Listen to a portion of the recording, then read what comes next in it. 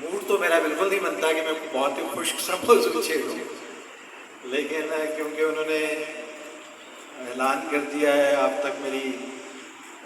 تعارف پہنچا دیا ہے اور میرے اوپر یہ فرض بھی عائد کر دیا ہے کہ اس پہ بات کریں.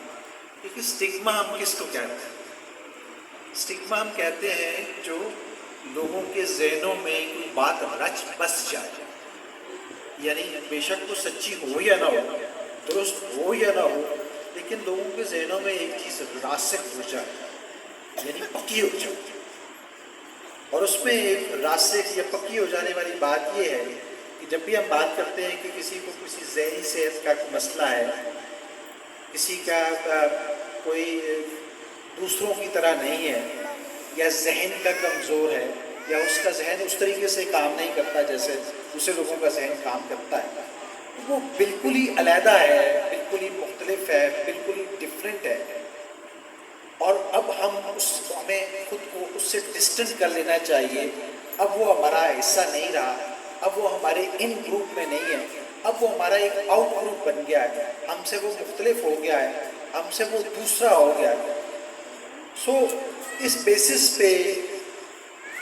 ہم اس کے ساتھ پھر رویے، جو اپنا رویہ اختیار کرتے ہیں، ہم اس بنیاد پر پھر اس رویے کو اختیار کرتے ہیں. اور وہ جو رویے ہیں وہ مزید ڈسکریج کرتے ہیں لوگوں کو جن کو کوئی نہ کوئی ذہنی صحت کا مسئلہ ہوتا ہے. اب اگر ہم دیکھیں دنیا میں یہ ایک ٹرینڈ چلا کہ جناب آپ مینٹل ہیلتھ ازائلمس بنائیں، مینٹل ہیلتھ کے انسٹیٹیوشنز قائم کریں. تو آپ کے ادھر بھی بہت ہے،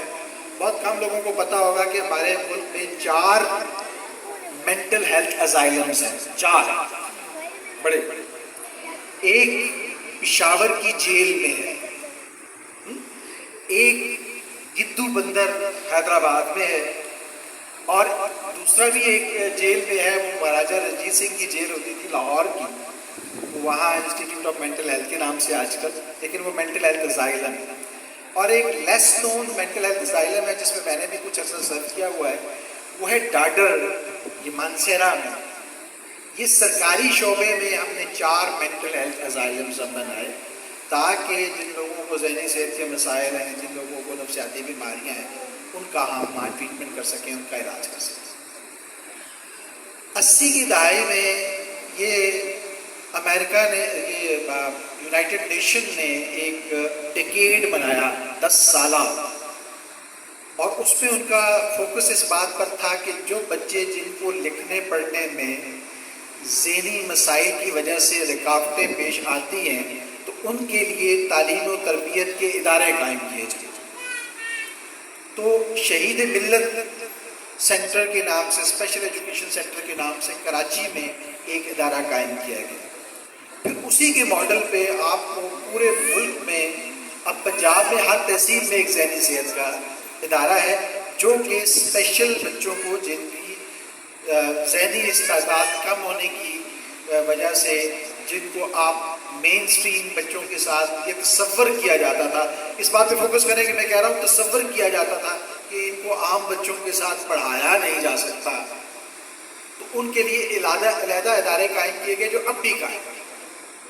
اب یہ دونوں سٹگماز ٹوٹے ہیں، دیکھیں یہ دونوں سٹگماز ٹوٹے ہیں. ایک سٹگما یہ ٹوٹا ہے کہ جو